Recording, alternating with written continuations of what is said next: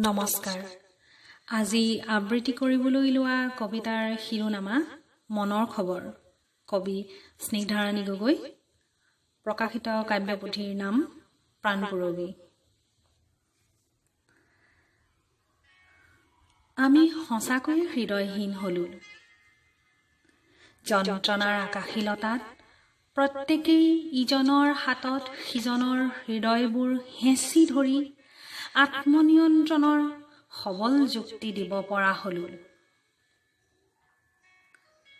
ৰং আৰু তুলিকাৰে, ছন্দ আৰু তুলিকাৰে মানুহ বিচাৰি ফুৰা মানুহক পণবন্দী কৰি থৈ একাষৰীয়াকৈ বান্ধি থলো হৃদয়।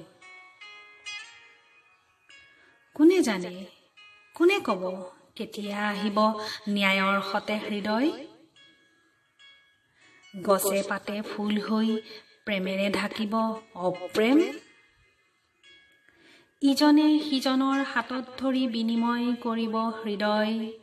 পুৱতি তৰাৰ তন্ময়তাত, নদীৰ নদীময়তাত, অৰণ্যৰ গভীৰতাত।